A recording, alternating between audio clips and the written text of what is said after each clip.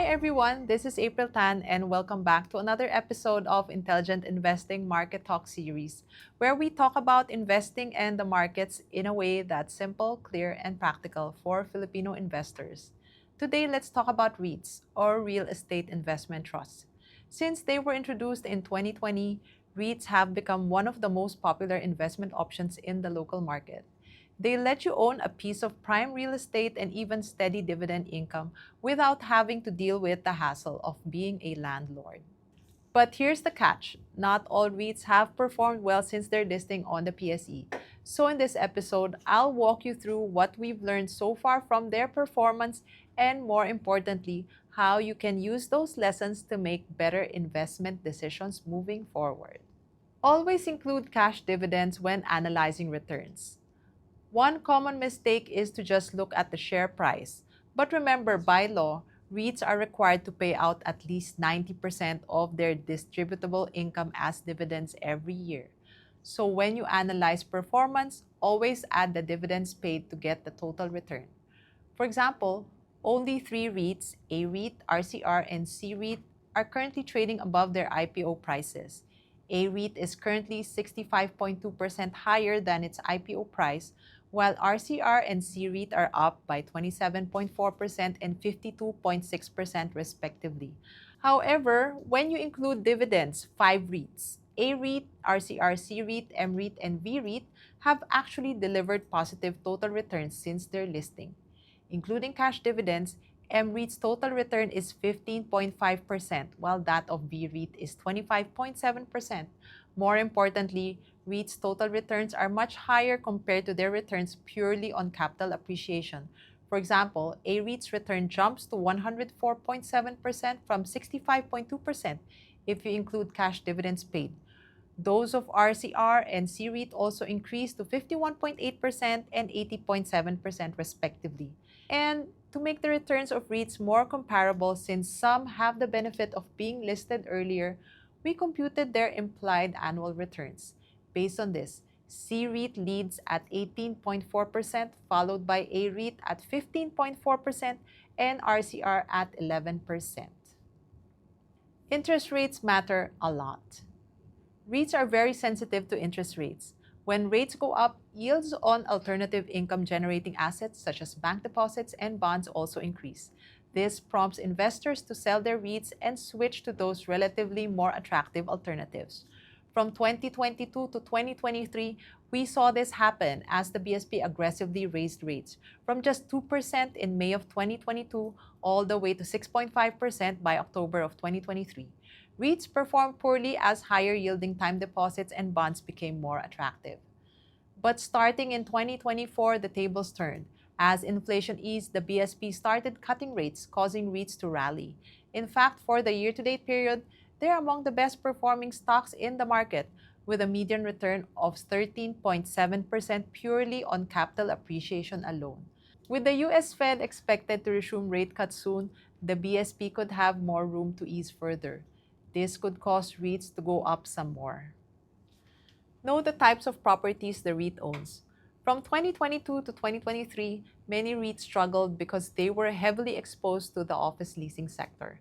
The office sector has been under pressure from several factors: hybrid work setups, the POGO ban, and an oversupply of new office space. Vacancy rates rose, lease rates fell, putting a downward pressure on profits and cash dividends.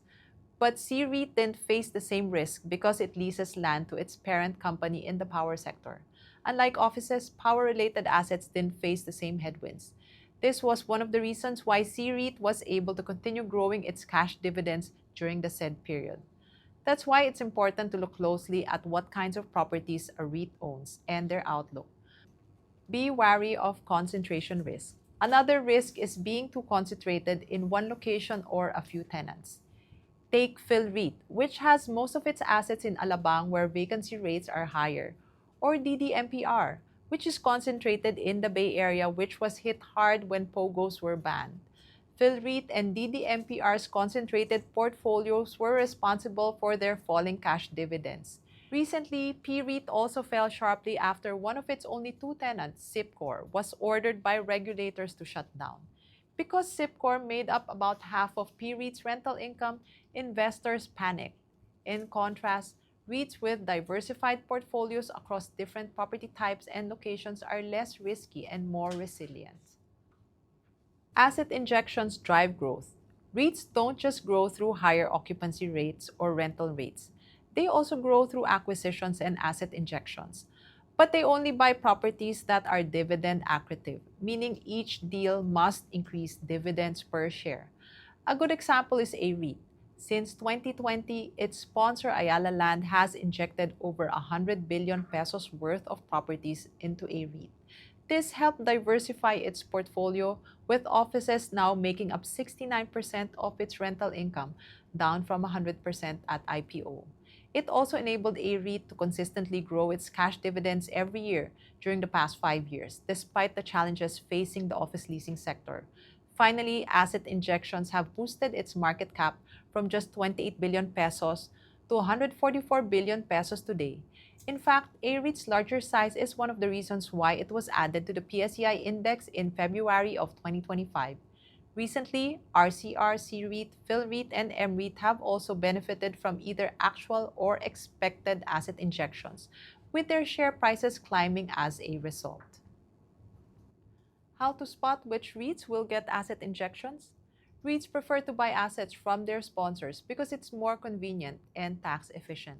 So it's important to check if their sponsors have large rental portfolios and are actively selling or planning to sell those assets. Among the sponsors, Ayala Land, Robinsons Land, and MegaWorld have large growing rental portfolios. So the REITs, a REIT, RCR, and M-REIT have a growth advantage. C-REIT is different.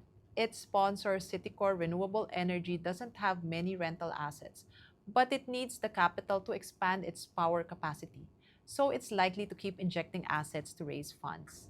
Among the 8 REITs, RCR, C-REIT, and A-REIT are our top picks.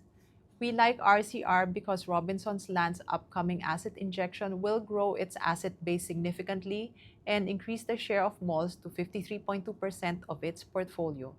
This should improve the resiliency of its profits and cash dividends. The resulting increase in its market capitalization will also boost the likelihood of its addition to the PSEI index. We also like C-REIT because of the more defensive nature of the power industry, which improves the resiliency of C-REIT's profits and cash dividends. We also expect its sponsor, Citicorp Renewable Energy, to start injecting assets into C-REIT soon, which should drive growth. Finally, we like A-REIT because, as discussed earlier, its sponsor Ayala Land has one of the biggest and most diversified portfolio of rental assets that can be injected into the company. A-REIT also has a growth target of 15 billion pesos to 20 billion pesos in assets per year, which will help the company further increase its cash dividends and diversify its portfolio.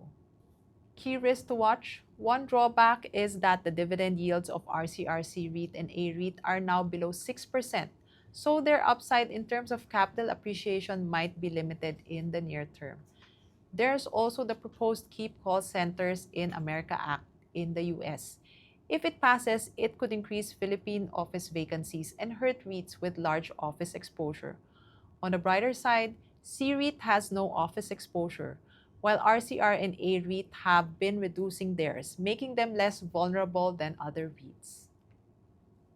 Overall, while REIT performance has been mixed since their debut, they remain attractive for investors who focus on the key drivers of long-term returns: dividend income, interest rate trends, property quality, and sponsor support.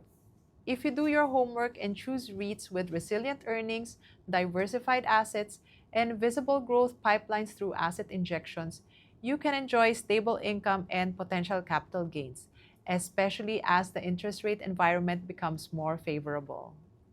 And that's it for this episode of Intelligent Investing Market Talk series. If you found this content useful, don't forget to like this video, share it with your friends, and subscribe to my channel for more market insights and investing tips.